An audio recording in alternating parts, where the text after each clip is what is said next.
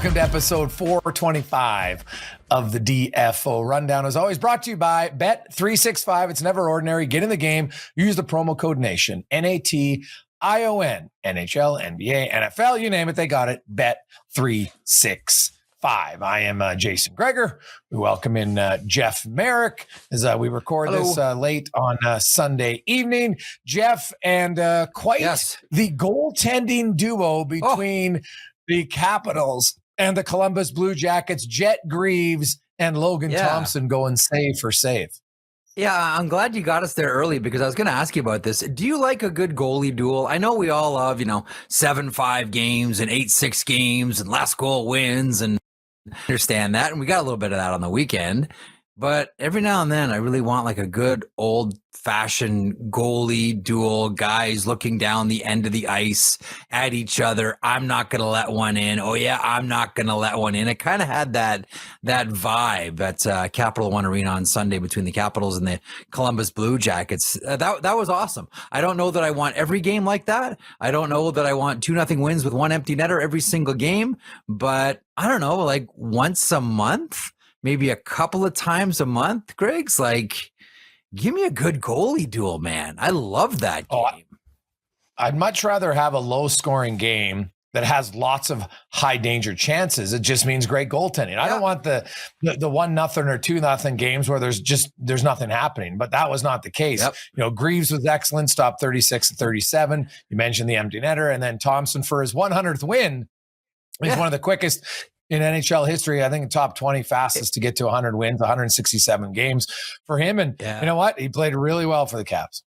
And if you're a Canadian hockey fan watching that one, Jason, and you're watching the Washington Capitals kill off the Hendrix Lapierre penalty, and you're watching Logan Thompson just throw himself at pucks just over and over and over, they could not get anything. The puck right now must look like the size of a cantaloupe to Logan Thompson. Like, you're looking at this game, like, in your hockey can, or you're a Canadian hockey fan, is it like, all right, stop the fights?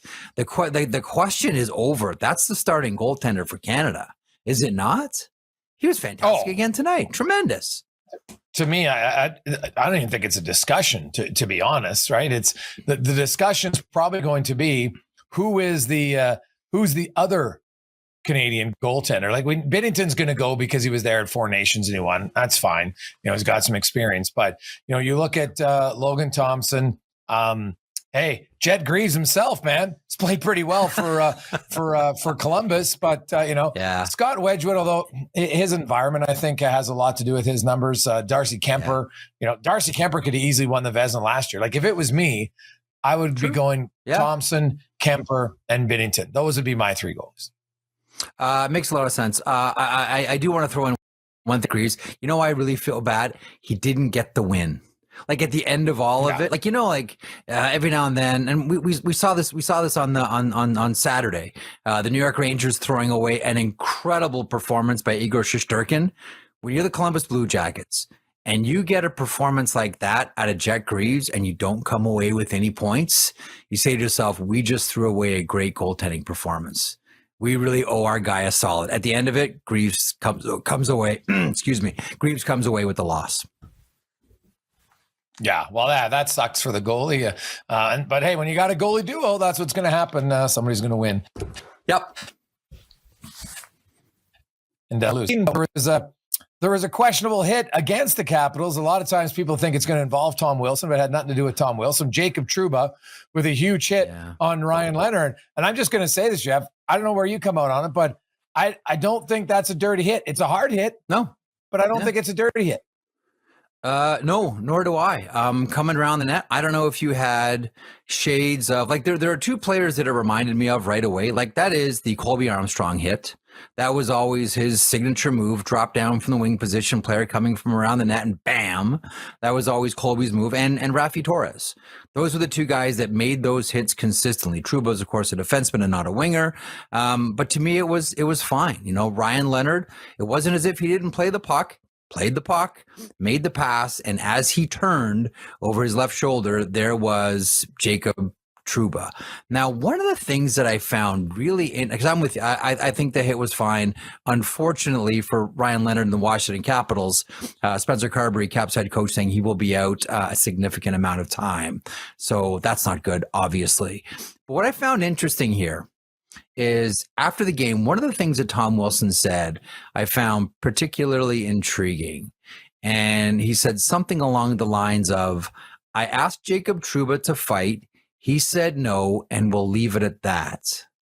And I couldn't help thinking to myself, if it wasn't an Olympic year and Tom Wilson wasn't in consideration for the Olympic team, would he have just grabbed Jacob Trouba and gone for it? Like, I really do. Like, honestly, like, every now and then, like, you always wonder, okay, so when the Team USA or Team Canada, the general manager, the management staff is in the building, we keep hearing like, oh, players will play a little bit harder. Oh, there'll be a little extra spice in their game. Oh, they're going to go that much more to try to catch the, you're playing against the Rangers, American players. Oh, I'm going to catch the attention of Mike Sullivan here, right? You're playing against Tampa. Oh, I want John Cooper to see me at my best. But it's really hard to tell sometimes.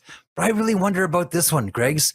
Like, if it wasn't that Tom Wilson was in the conversation for Team Canada, would he have just grabbed Jacob, no questions asked, and said, you're not doing that on my watch? I wonder if that was influenced by the Olympics. I really, really do.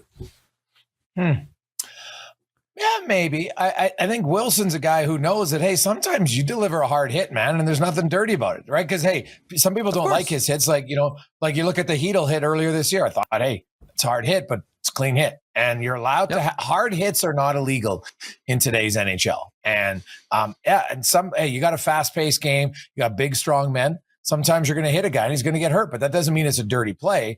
And, I don't know. Like, it's an interesting theory. I wonder if Wilson's like, hey, I asked the guy to fight. Like, when Wilson hits guys, I guess maybe he's like, hey, if I hit a guy, then I know I'm going to fight later. So maybe that like is his last line about that's all I'm going to say about it.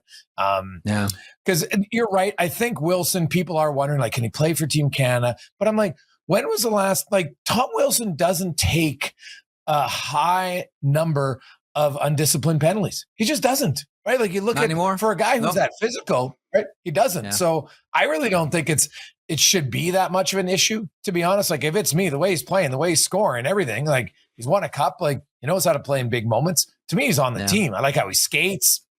The ice surface is, I know, and everybody's going crazy feet. I'm like, but international ice is normally 3 feet shorter than the NHL rink anyway. So it's not like it's crazy different, right? Plus, wasn't Utah's rink shorter last year, Jeff, in the NHL? So I don't know why everybody's going crazy over that. But I do. Next time the Ducks play the Capitals, I'll be watching. There's a lot of fan base. Yeah, I love it. There's a lot of time we play the Ducks. The next time we play the Ducks, like they're quickly becoming a team that's got a target on their back. But I just can't help but think, like, if his instinct was, listen, because part of Tom Wilson's job, even though he's leading scorer for the Washington Capitals, one of the most important players on the team, part of it is protect the kids. Ryan Leonard is a young hockey player for the Washington Capitals. Kind of his job, one of his jobs to do it. And I don't know, maybe this is a reach by me, but that's kind of the first thing that I thought here, Gregs, is like, if it weren't an Olympic year, does Wilson not even ask and just goes right to Trouba? Hey, you're not doing that against our kid. It's my job to protect him, and that's what I'm going to do. But in the back of his mind, he's knowing everybody's waiting to bury me. And if I do this, if I just jump Jacob Trouba, what is everybody going to say? See, undisciplined, can't control his emotions, going to be reckless, going to take penalties. You can't afford to have that at the Olympics. I don't know. I'm having a hard time divorcing the two ideas. Yeah, no, that's fair. I will be. I'm looking forward to when those rosters are announced, to be honest, because I think it's going to cause a lot of really good discussion and debate, and then we'll go from there and see. There's going to be a lot of good players left off the Canada roster and the US. Well, a lot of them for sure. Like I don't even know if Matthias Ekholm is going to make Team Sweden this time. So there's a lot of interesting names out there for all the nations. You know what I wonder about? And now that it's not going to be 200 feet long, does that mean the coaches cannot refer to players as 200-foot players anymore? Are we finally done with that? Oh, here's a good 197-foot player. Oh, that was a good 197-foot player for us tonight. Yeah, that guy was great. He played the full 197. Yeah. Can we please have John? I'm going to use it. John Cooper say that. I'm going to use it in the Olympics. Well, what a 197-foot player tonight! Unbelievable. That's true. I have to use it. Yep. I like that. I'll steal it from you in advance. Take it. Just Boros Genius Go for it. A few other notes around the league. Something happened I wish would happen more, Jeff. I don't know if you caught it. Maybe people just kind of slides under the radar, but Montreal played back-to-back games in LA. They played Thursday and Saturday. And I'm like, we should do this more often. Please, like this should happen way more often. Oh, sorry, it wasn't Montreal, but Chicago did it, and I'd like to see more teams do it. So here's what I really thought, and I could not have been more wrong. I thought one of the things coming out of COVID was we were going to exactly what you're talking about. You're going in for one game. Nope, you're going in for two. You're going to play a Thursday, Saturday, or you're going to play a Friday, Sunday. It's going to happen. And it just makes sense. I like it because you can build up some animosity in game one that carries over into game two. You can save money on travel, to say a little less wear and tear on the boys. Like, to me, it just made a whole lot of sense. And to be honest with you, like, I don't know why, because you can recall coming out of the pandemic, I wasn't the only one. Like, we were all talking about this. Hey, you know what? We may have stumbled across something here. All of us, like, why haven't we been doing this? Why is it just a collection of one and dones? Why aren't we sticking around for two games here? But it went the way of the dodo bird, and they just went right back to the exact same style of schedule. I'm with you. I'd like to see more of it. I'm still baffled in some ways, Gregs, as to why we don't have that in the NHL. Good for you for bringing that up. I'm glad you did. I couldn't have been more wrong. Not that I think all my ideas are great. Well, really, I do. But I thought that this was an idea that could really work in a regular 82, soon to be 84 game schedule. It would make, like, there's so many reasons to do it. You have, like, you can do it if you only want to do it in division games. That's fine. You're obviously not going to do it out of conference games, but Chicago and LA are in the same conference, and you know what? They did it. And, there's no travel. They played LA and they played Anaheim. And I know there's not a lot of travel between those two, but you could do a road trip for some teams to go to LA, play 2 games against the Kings, and then they could literally just go down the road and play 2 against Anaheim. And now you've gotten 4 road games instead of a 4-game road trip that has you go LA, Anaheim, Vegas, San Jose. Why not just do that? I don't understand why the league, wouldn't consider. Now, you're not going to do it all the time, but even if you do it 3 or 4 times a year for teams, that's great. It would be great. It adds a little animosity, adds a little rivalry, and that's what you want more of. So I hope the NHL does it. Now, Chicago didn't well, they won the first game 2-1, then they got spanked on Saturday 6-0. They're getting spanked tonight 6-0 until they finally scored a goal. So they haven't liked their weekend in LA or on the beaches. It's maybe they got a little bit of too much sun. But speaking of the Kings, Phil Danault is having a terrible year. And, there's talk about, maybe you could how would anybody be interested in Phil Danault right now? Yes. Yeah, I absolutely they would. Maybe perhaps not so much as far as like producing offense in the regular season, but as far as like a defensive specialist in the playoffs, I'll take Phil Danault. I'll take Phil Danault all year. I just got the quote here that Zach Dooley put out, and this is one of the most honest things you're going to hear a player say all season long. Normally it's just like when you're going through a slump, it's just like a whole bunch of cliches. So here's what Phil Danault said. Honestly, I've tried every tool I had from my 11 years in the NHL that's worked in the past and hasn't worked this year. I've tried everything, whether it's mental, on the ice first, preparation, work on 200 shots at practice. It doesn't matter what I do right now. It seems like I have to go through this. That's the way it is right now. The best thing I can do is keep working, keep my head up, and doing the right thing, whether it's practice or games, and do the best I can for my team. I've been doing my 11 years. First of all, good on him for sparing us all the cliches. And good on Phil Danault for just like speaking from the heart and saying like, I don't have an explanation for you guys. I've tried everything. I'm really frustrated. This might be mental. It might not be physical. I don't know, but I'm really struggling. One of the hardest things for athletes, one of the hardest things for human beings is to put themselves out there and be vulnerable. And that's exactly what Phillip Danault is doing. I tried every tool I had from my 11 years in the NHL. This is a guy that's just like opening up his heart and saying like, I don't understand. I've tried everything and nothing is working. Bravo to Phillip Danault. I wish more guys would talk like that. Good for him.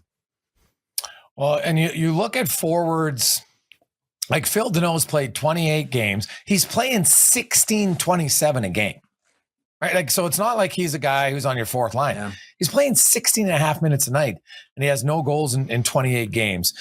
Really kind of the closest guy to him, Peyton Krebs in Buffalo, plays 13-25, has no goals. Luke Glendening in New Jersey has no goals, but he's playing 10-22. Hendrix Lapierre in Washington, no goals in 29 games, but he plays 9.5 minutes. There's Garnet Hathaway, Keegan Kolazar. I'm looking at other guys in double digits when it comes to minutes played. And the only guy, Zach Benson, doesn't have a goal, and he's only played 15 games, but he has 11 points in the 15 games. So it is strange to see Phil Danault playing that many minutes and having no goals. And that it's mental now for sure. It's in his head. And I wonder, what, like, do you think the Kings do you think would consider trading him? I mean, first of all, they're about to lose Anze Kopitar. This is his last season, right? So that center position is going to be particularly sensitive. So you don't want to lose two centers, unless you're bringing one back. Like Kopitar is going to be a big hole here, and we'll see where Quinton Byfield can get his game to by this time next season. So for that very reason, my initial instinct is no. But the one team that I was thinking about, like, do you want to see him play with Brendan Gallagher again? Like, they were really good together for a lot of years in Montreal. But I really can't see, unless they're getting a replacement center coming back the other way. That's and as you know, Greg's, like, that is such a premium position. I know he's going through it right now. We all know how good Phillip Danault is. We all know like how wonderful of a defensive center this guy is. Like, he's never going to be someone that's going to challenge for the Rocket Richard. Like, we know that about Phil Danault. Do we expect his offensive output to be this bad? No, of course not. But I'm not willing to quit on Phillip Danault. And if I'm Ken Holland, I'm the Los Angeles Kings, I'm still not quitting on Phillip Danault. I've seen too much good already in his career for me to quit on him. And you don't want to let go of a player at that premium position who's played in the NHL for 11 years and been successful at it, considering Kopitar's gone at the end of the year. Yeah, you might just have to he's got to take a page out of Serrano here and go find Joe Boo and do something to try to get the hex off him a little bit. But it's not, like, really, like, you got to have some fun. You got to try different things. Like, you got to, I don't know if you're going to sacrifice a chicken like they do in Major League, but you've got to, as Phil Danault said, hey, I've tried all the tricks. Well, you do something, have a little bit of fun, whatever it is. Show him all the highlights of his best 10 goals and on repeat when he comes in the room, and have, like, your team sell. Because if you don't talk about it, I think it gets worse. So you might as well talk about it and just have some fun and relax, and then he'll probably have one go in off his rear end. That's exactly what I was going to say. He just needs one to go in off his butt, or off his skate, or a fan on a shot and have it go in, or have it go like on a dump in, goes off a stanchion and goes in as the goalie goes to play it behind the net. Like, something. You just need something to go right for this guy. That's what he needs. I still think Phillip Danault is going to be fine. I still think Phil Danault is going to be absolutely fine. The longer it goes, the harder it'll be for sure. And but they need him desperately, because somewhere Connor Brown is nodding and smiling. Yeah. Like, hey, bud, I know what you're going through. Yeah. I know what you're going through. It. Yeah.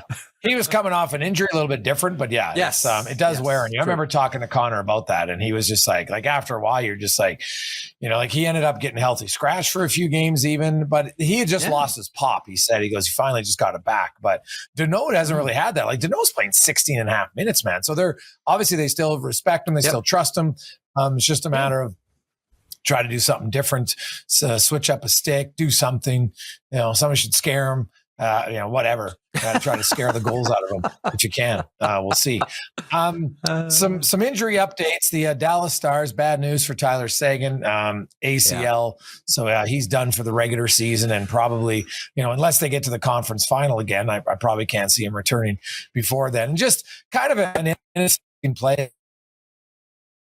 Brutal for him. But the Stars have been able to overcome a lot of injuries this year. That second one I think hurts a little bit for him and the team. Like that's a pretty big blow, but it does, it kind of opens up them if they want to go out and I'll be curious, you can put him for the rules for people who don't know, how you can, if he's out for the rest of the year, then you can get more cap savings. But if you don't, right, depends on how you list them on LTIR, out for the season or just LTIR, there's a difference in the amount that you can save. So yeah, if it's the full season and playoffs, it's the full salary, so $9.85. Otherwise, if it's just the regular season, it's $3.817 million they can save right now. So the thing that I wonder about, okay, so on the one hand, okay, Gregs, you look at this and you say, oh, okay, so if you're Jim Nill, now you got some money to play with here. All of a sudden now it's load up time. You made the point last week, and I think it's a really good one too. Don't think for 1 second that Dallas couldn't beat Colorado in a 7-game series here. Provided both teams are healthy, specifically Dallas in that situation. Don't think for a second that Dallas can't beat Colorado. I know we're losing our minds about Colorado, but still, Dallas is an outstanding team. It's another go for it year for the Stars. You think to yourself, okay, so now Jim Nill has some space and he can play with some things, and you can maybe do all of your shopping in Calgary perhaps for a center and a defenseman, or you can maybe shop in Calgary a little bit. Maybe you can have a look at Nashville and maybe take a shopping cart to Bridgestone there and have a whirl around the rink and see what you come back with. What I wonder about is what does Dallas have that they would give up at this point? They've gone for it a number of years. They don't have a first round draft pick this season. They have one next season. They don't have one the following season. That was the 2 firsts that they gave up in the Mikko Rantanen deal. Pretty sure they don't want to move someone like Maverick Bourque. Justin Ritzkovian has been a nice little addition to the team, but that's not going to fetch a ton. Emil Hemming, first round draft pick who plays with the Barrie Colts, could be someone that interests people. But if you're the Dallas Stars, you have to give something to bring anybody in, and you've already given up a lot going for it. So as much as you might have the cap space to do something, you kind of share the idea with me, Gregs, here that I don't know that Dallas necessarily has a lot of what teams would want to surrender a high impact player around deadline time for Dallas. Does that make sense? Yeah, the one wild, because his name was out there lots last year, is Jason Robertson. Now, you know what? It's a big ticket, right? Yeah. And I know he's an RFA at the end of the year, but I wonder, he's having an unbelievable season. I think he's played himself right into the conversation for Team USA, no question. And he's having a good year at the right time. Timing in a lot of things in life matters. And when you're an RFA and this is the season he's having, if it continues, he's definitely going to be getting a pretty healthy raise. And, you'd heard the rumblings a lot in Dallas. And so if they were there from numerous people, has it suddenly just, quieted right down, or would they consider a big splash? Now, maybe they don't want to do it during the season with Robertson at the deadline, but man, I wonder what's going to go on with him and his contract in Dallas. Well, it does very much. Well, first of all, obviously there is a discrepancy here, or else the deal would have been done. I think that if he wants, I'm pretty sure, if Jason Robertson wanted the Thomas Harley deal, I'm sure Dallas would say, sure, here you go, we're good. The one thing that I do wonder about is Are the Dallas Stars sensitive about Mikko Rantanen's number and not wanting anyone to exceed that? Now, I think if the Dallas Stars win the Stanley Cup and Jason Robertson leads them there and he wins a Conn Smythe Trophy, et cetera, go for it. Don't worry about the salary cap. Hey, Mikko Rantanen, that's great. You got your number, but look what Jason Robertson just did. He's earned it. But it very much feels like to me that he doesn't want the Thomas Harley number. He wants somewhere probably close to, or maybe even more than what Mikko Rantanen is making. And does Dallas want to do that for a 29-year-old who isn't the most fleet of foot? Like, don't forget too, like Jim Nill's, I would imagine Jim Nill would be sensitive to signing long-term deals for players that aren't the best skaters. As we've seen before, sometimes the last few years of those contracts really look bad because when a poor skater falls off, like, listen, I'm not saying Jason Robertson gets around the ice fine. He's obviously filling the nets for the Dallas Stars, but we've seen this before from various players. But again, all bets are off if the Dallas Stars win the Stanley Cup. But it sounds as if like that's the area that we're dealing with here. North of Harley, south of Rantanen, is there a magic number in there, or does Jason Robertson's camp want more than Rantanen? We'll see. Yeah, well, if he wants more than Rantanen, I don't know if he'd get it in Dallas. I'm getting it. I like Jason better than Mikko Rantanen, that's for sure. So we will see. A few other ones to discuss. We mentioned the Hawks, and they just had a tough weekend, but I do think we're starting to see a little bit of teams maybe come to kind of who they were and what we thought they would be. And one of those teams, Jeff, and I don't want to pile on them, but my goodness, the Buffalo Sabres they're the exact same team as they were last year, which isn't close to good enough. And I am like, how long do you think before they make a change? Like, I just don't know how much longer the owner can stick with, like, I know he's a huge Kevin Adams fan, but there's been no progress. And it's not like this guy's only had 1 year. This is year 6. There's been no progress.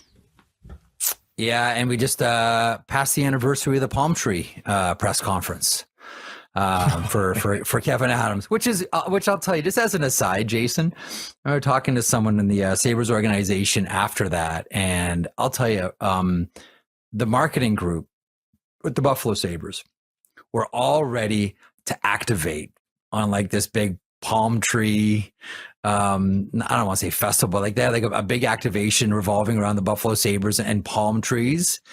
But the Buffalo Sabres just like had to go on a winning streak to make it funny. Like they were all prepared. Like the whole organization was ready to do this and kind of make light of what Kevin Adams said and how he said it. But the problem was the Buffalo Sabres didn't go along with their end of the bargain, and they didn't go along with the winning part.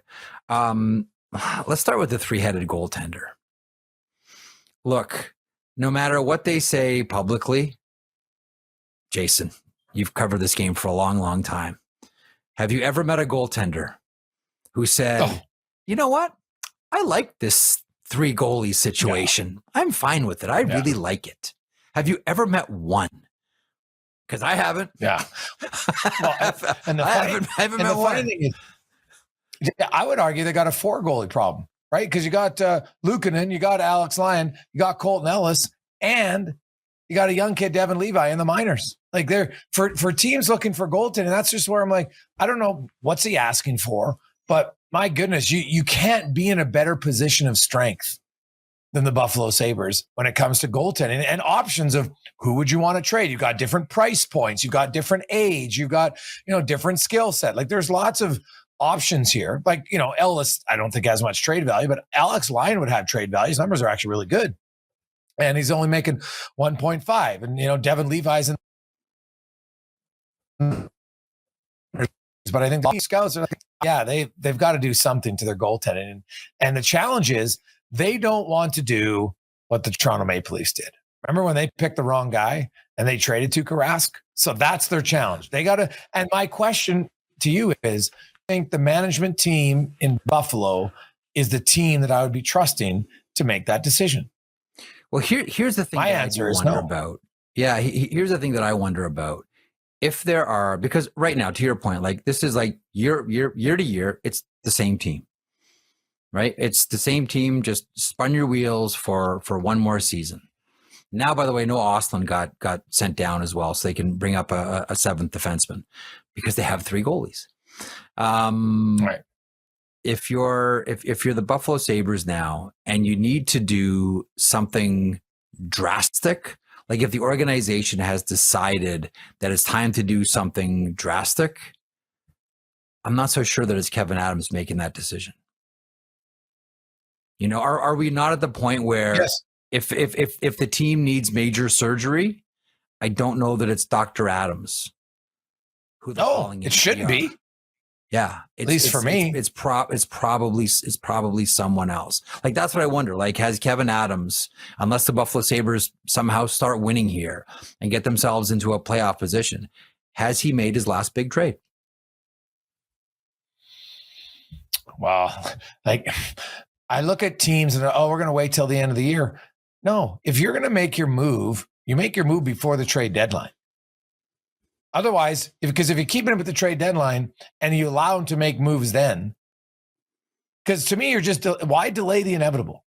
And why not make a move before? Because the GMs, we look at it, Jeff, the trade deadline can be a busy time.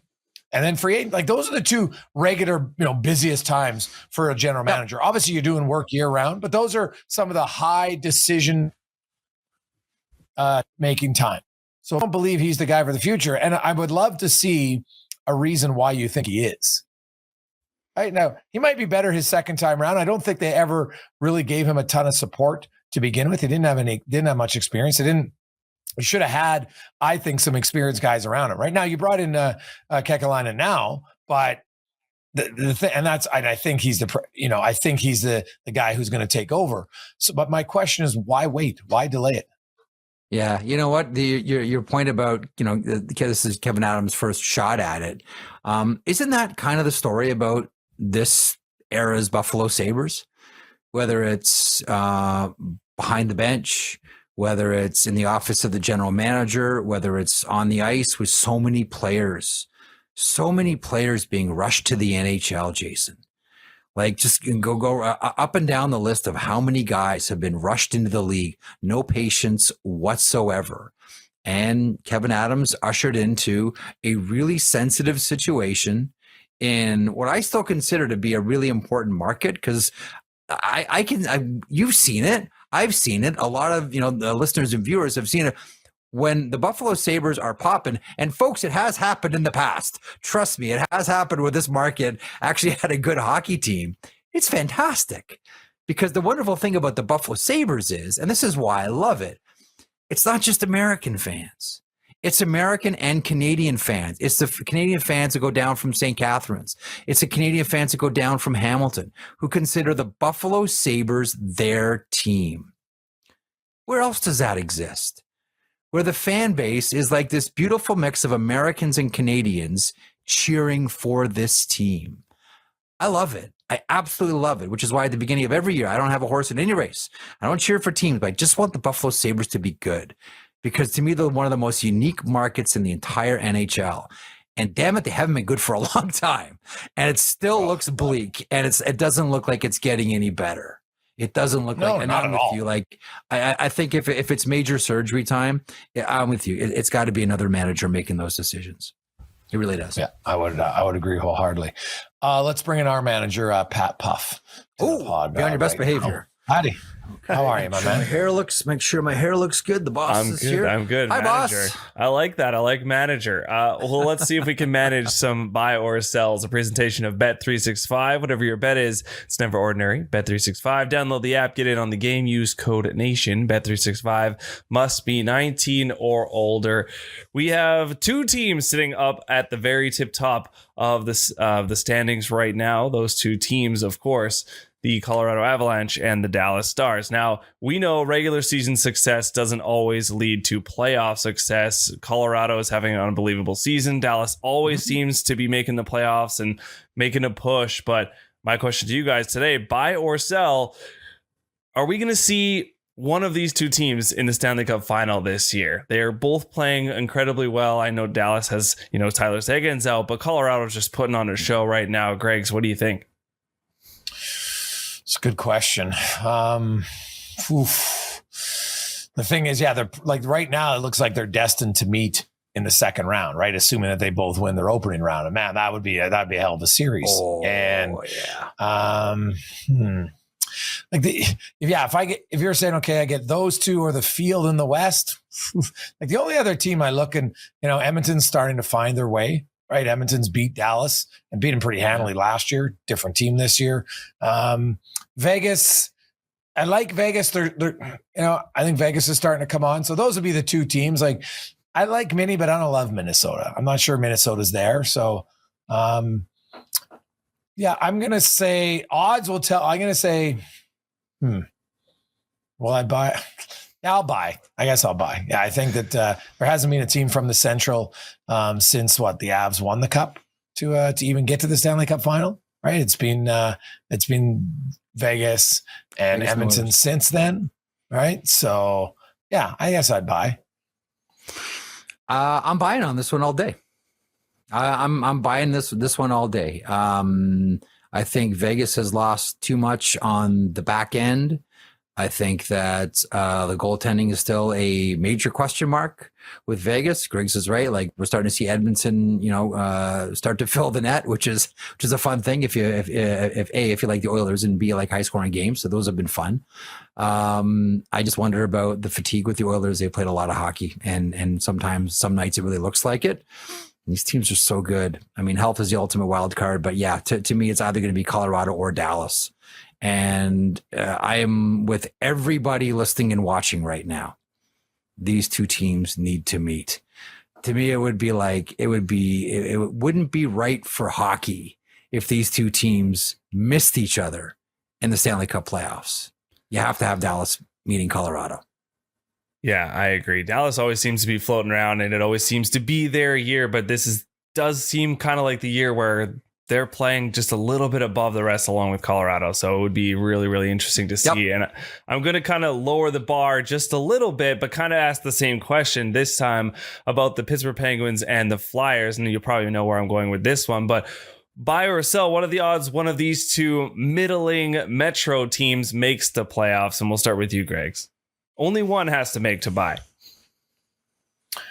Between the Flyers and the Penguins? Yeah. I will sell. I don't think either team is going to make it. I think Pittsburgh ultimately is going to look to maybe make some moves. And then the Flyers, I know that their points percentage put them up higher than their actual points would right now, but and the Flyers have gotten unreal goaltending from Dan Vladar. He's been really good for them, but I don't see either one actually getting it. Nope. I think eventually the clock will strike midnight on both. Probably the Penguins earlier than the Philadelphia Flyers, which will probably make it easier for Kyle Dubas to do what Kyle Dubas wants to do in and around trade deadline time. And as far as Philadelphia goes, I still think it's at least one more year of pain until they start to get to being in a position where they're consistently in the Stanley Cup playoff conversation. So sorry, Keystone State, both your teams are out. Yeah, I just think, Pittsburgh, the 630 points percentage is just very, very impressive. But I do agree. I mean, with Detroit, New Jersey, Florida right now not sitting in playoff spot, you got to imagine that two of those teams at least are going to figure something out. So unfortunately, I do agree with that. The last question I have for you is about one of the players on one of these teams, and that is Sidney Crosby. I mean, I'm trying to get a little more statistical with you guys here, but Crosby is defying Father Time, as he constantly does. Now 30 points in just 27 games, on pace for 91, which he got last year. My question to you, at the age of 38, Adam Oates set the record 82 points in a single season. So is it possible Sidney Crosby gets the most points as a 38-year-old NHL player this season, Marek? Yes. Yes, all day, yes. There's a lot of, and I know, and Jason, you're interested in stuff like this too. There's a lot of sort of academic research done around male athletes, and there is a belief that for many, and of course, injuries are the wild card, they don't reach their physical peak until 40. And you see it every now and then in sports. Like, listen, 82 games is really, really hard, obviously. But every now and then you find that one freak athlete that can reinforce the idea that for some men, they don't peak athletically until they're 40 years old, or can sustain at a high rate until they're into their 40s. Crosby's that guy. Crosby's that guy to beat, not only beat, but smash Adam Oates' record. So yes, I'll buy on that one. I'll buy on that, boss. So he would need, basically he's got to be a point a game player. He's got 30 points in 27 games. The only reason he doesn't do it is if he gets nicked up. And Crosby, you know what, outside of those 3 years, he's been pretty healthy here lately, which is great to see. And so I'm going to buy for sure. I think Crosby is just, he's driven. And I think, if the Penguins stay in the hunt, that just keeps him even more motivated. I think going to the Olympics is going to be a boost for him for the second year in a row. You win again. He obviously hasn't been in the playoffs for many. That'll add him a little juice, especially like the Penguins are close and he comes back and say, hey, geez, look at this feeling again. I love it. Reminds me of how great it is to be in competitive situations. And so, yes, I think Crosby, everything he's going to do this year will be it's hard for me to think he's not going to be a point a game player, which is crazy to think. Yeah, I think that's the main reason I want Pittsburgh to make the playoffs, because I just think it would be so fun to watch. And I mean, at 38, still point per game player, it's just incredible. And to watch him skate with, McDavid and all these young kids, it's really cool to see the older generation, but still producing. So really happy for Crosby. Can I throw in a quick point? I can't help but think that if Ben Kindle were on a different team, he might already be back in junior. And that's no slight against Ben Kindle.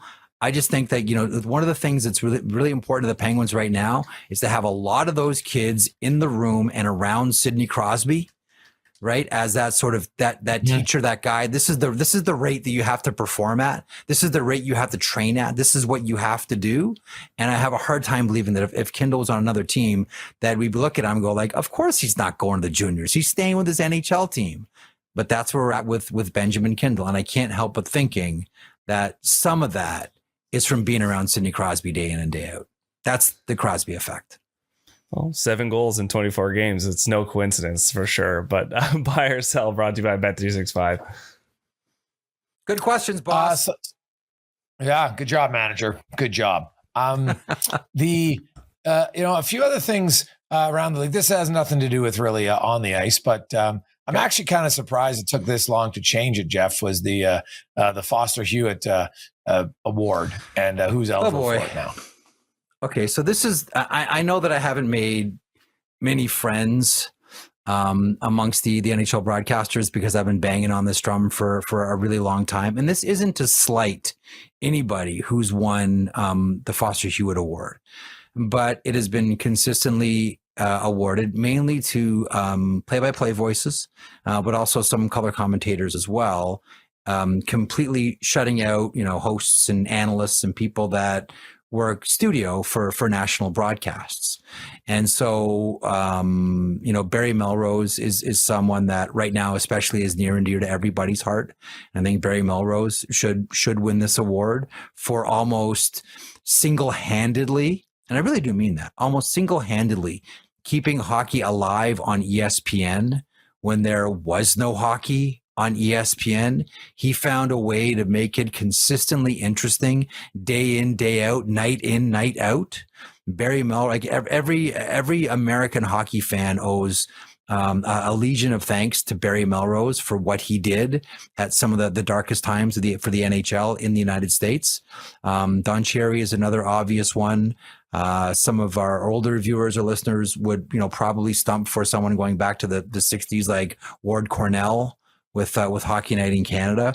but the guy that I've always looked at and said, this guy belongs, amongst other broadcast colleagues, being recognized as an honorary member, as an honored member rather, in the Hall of Fame by winning the Foster Hewitt, is Dave Hodge. Dave Hodge, the consummate pro. Dave Hodge, who presented hockey for a long time in Canada as the main host of Hockey Night in Canada, with an energy and an intellectual curiosity that is almost peerless in the industry. And if it were up to me, Greg's like, okay, first shot, studio host, who goes in first? Studio analyst, who goes in first? Doesn't matter. Someone from studio, to me, it's Dave Hodge.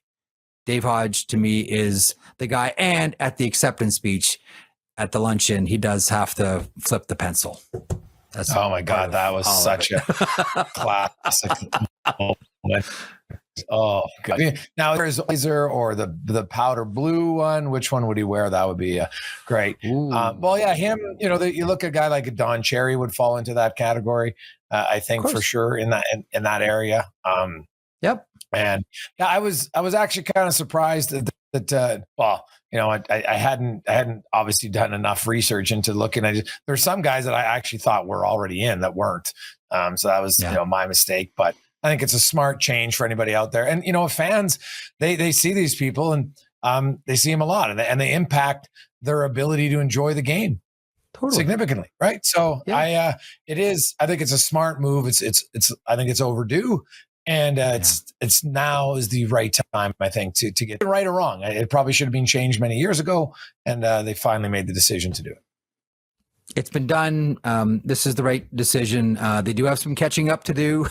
There's only one person that wins a Foster Hewitt every year, so they do have some catching up to do. I'll be curious to see which way the broadcasters go on this one. Whether it's like, okay, so then for the next 5 years we're gonna catch up on the studio people, or if it's a mix of studio and truck. Essentially, we'll see how it goes.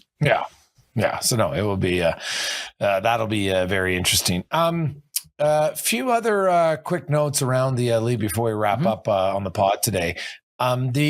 We're starting to see slowly, and eventually it was going to happen, but you're starting to see a few teams, like we talked to the Buffalo Sabres, and the Toronto Maple Leafs seem like maybe they're starting to wake up. What about the Ottawa Senators, who lost 2 in a row? They have the Shane Pinto injury, and suddenly the Senators, they look and. You know what? Now it's not far, but suddenly now they're kind of going down while some of the other teams are going up. Any concern for you in Ottawa? Nuts. I mean, the Pinto injury hurts. It's understandable, but when Brady Tkachuk came back, he really didn't look like Brady Tkachuk, and the Brady Tkachuk that we expected. But that's fine. I tend not to worry too much about this edition of the Ottawa Senators. I know, we've had the conversation about Linus Ullmark before. And by the way, what a save. Skating back as he's getting pulled, skating back to stretch out to kill the empty net goal. That was one of the major highlights from the weekend. Good on him. Great athleticism there by the Ottawa Senators goaltender. I will say one thing. I do like the general manager a lot. For a number of reasons, but Steve Staios, what I like about his style is Steve Staios stays around everything. There are just some managers that want to be involved in all the conversations. The ones that live on their phone, are really aggressive, even sometimes on things that they have no interest in, but will be involved just to see where it can lead. And if anything can sort of shake loose that could help his team, that's Steve Staios. That style of general manager, as opposed to the cool, laid back, I'll pick up my phone when I need to, and I'll check in here and there, but I'm not going to be Steve Staios works hard. Steve Staios, he burns. And I know that, you think about okay, you're involved in all these conversations. Where's all the results? It's not going to show up right away, but I like managers that are like that are really aggressive and really, really hungry. That's why I like Steve Staios. He's around all of it. That's why I like him. So I tend not to worry too much about Ottawa because I'm pretty sure that he has a great handle on, I know what I can do at any time. At any time. Yeah. The other team is they're winning their way out of the water. What they don't want, and that's Flames, who are suddenly 6-3-1 in their last 10 games, and they're moving up the like. I know it's going to sound crazy, but I was actually in Calgary this past weekend, and talking to a lot of people that are Flames fans, and they're just like, "Why are we winning?" Right? Like they're just like, "Hey, we need," because they look around the league and they say, "Hey, who's all the top scorers?" Like it's obvious if you want to get better how to do it, and like the Flames work hard. I know you can never ask the players to lose. I get it. But the GM, you got to get rid of some of their guys that you're going to trade. Why wait another month or two and have them keep winning games? Like, I know it sounds crazy, Jeff, but I think the Calgary Flames are winning at the wrong time. Man, I remember when I used to work with, when Brian Lawton would do panels with me at Sportsnet, we'd have this conversation all the time. I'd always be like, I watched your Victor Hedman year. Like, come on, I know what you guys were up to. Or, you have a candid conversation with Tim Murray, the year that he was chasing Connor McDavid. And every single time, like, I miss Tim Murray in the NHL. Man, did he make it a more interesting place. But you remember that year where the Buffalo Sabres were trying to get first overall? The lottery. Like, so devastated. But you know why? It's like every single time a goalie would make a save, he'd trade the goalie. It's like, no. That's not what you're here for. You're not here to stop the pucks. You're here to let them in, like eyes on the prize here. We want McDavid. You're right. You can't ask players not to compete hard. You can't ask players to tank it. And also, you can't ask coaches to do that. You can't ask coaches to coach to lose. But your point is the right one. There are things that managers can do to help increase the odds that at the end of the season, they get what's over the rainbow. All right. Yes. You get the give yourself prize better that odds. you want. You give yourself better odds. And if you don't think that managers think that way, you're wrong. Yeah. You're wrong. Like, I know someone's going to say, Gregor, the Islanders just won an 8.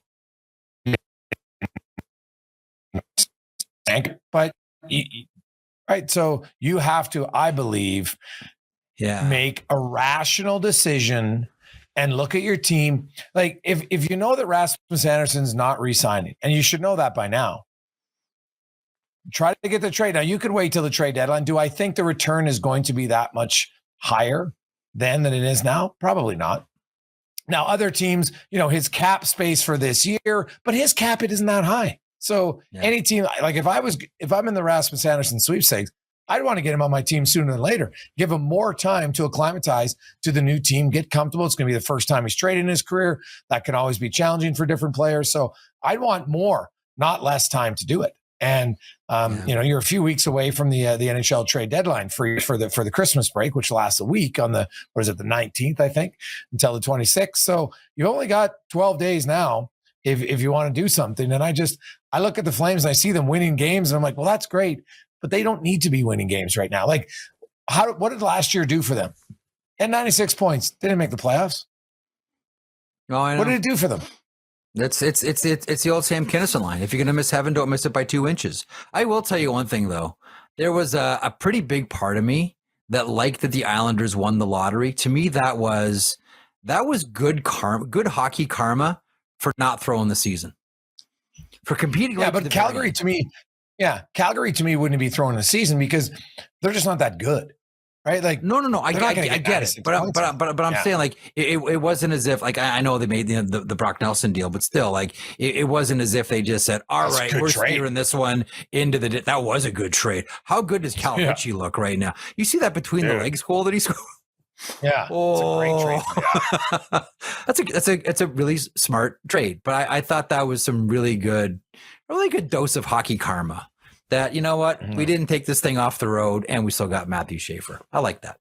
Well, it definitely helped them, no question. Seattle, though, they're taking my advice. They're starting to lose as they should, because that's a team. Nobody needs the top pick more than Seattle Kraken. So you know me, I'm always looking for goofy theories on things that are staring at me in the face. So Shane Wright, let me make sure I have this number exact. I think it was 11:40. It was at 11:40. So Shane Wright on Saturday for the Seattle Kraken played. 11:24. He was 11. Yeah, I got it at 11:24. So, and they lost to the Detroit Red Wings 4-3. So he barely plays. And my theory is you go back to when he was scratched last year. Okay. Because they're trying to get him to shoot more. Okay. They wanted Shane Wright to shoot more. And if you look at Seattle forwards, 5-on-5 shots per 60, he's 10th. And the message last year was, Shane, you have to shoot the puck. You have to shoot the puck. We have a good shot. We need you to shoot the puck. This is only because I don't think that anyone is, I don't think that Wright's camp has asked for a trade. I don't think they're trying to move him. I know everyone in the NHL is looking for centers. I get that. I don't think that's this situation. I just wonder if this is like, we're going to keep doing this until you start to shoot the puck. That's the only thing I can come up with, Gregs. Because this is a team that just, lack of offense is going to be the death of them, again. That's the only thing I can come up with. They're just trying to Shane, you got to shoot the puck. You got to shoot it. He's had 10 games where he had 0 shots. He's had 7 games where he's had 1. So that's 17 games this season where he's had 1 or fewer shots. You got to shoot the puck more. But to me, he had 3 shots the previous game, which for him is pretty good. And then you go to that game, and I look at the minutes of their team, and I'm like, here's a young guy, Shane Wright, and they got some guys there. Like, I'm sorry, I don't think Seattle's very good. Now, maybe that organization disagrees with me, and that's fine. They got off to a good start. They played fewer games than everyone else, but reality set in for them. And they haven't really had a condensed schedule yet compared to lots of other teams, and it's going to come. And what's going to happen then? And to me, Shane Wright looked like he was taking. Now I know that progression isn't always just a perfect escalator and you just go up and up and everything's smooth. There's sometimes it breaks down and then you got to get some fixing. But I look at his minutes and how much they played all year long, and I'm just kind of like, what are they doing in Seattle? Like, I don't know what their plan is. I've felt I think you and I have talked about this before. To me, it looks like, and I would think that under Jason Botterill, that this would, it would have begun to change here. But the first few seasons of the Seattle Kraken, to me, it always felt like a team that had too many cooks in the kitchen, that there were too many people making decisions and there were too many people pulling Ron Francis. No, you got to do this. No, you got to do that. No, you got to do this. No, you got to do, that's the way it felt. Because Greg's you look at you watch Seattle Kraken, you see the team, you see the names, you see who's in, does it look has it looked like there's been one person making decisions? Or is it a team that feels like there's 5 people that are making decisions? That's the way Seattle's always felt like to me. And I would imagine that under Jason Botterill that would change. But originally and again, we're still surviving the sort of the fumes of that. That's how I always felt about Seattle. Too many people making decisions or pulling Ron Francis in specific ways. That's how it felt. Yeah, well, it looked. That's never great, but they got to have a plan and outline it, because I'm just not sure. I don't think it's going in the right direction. And Shane Wright came to, I think, as Jeffrey, have yourself a lovely week. It's going to get damn cold here in Edmonton, minus 29.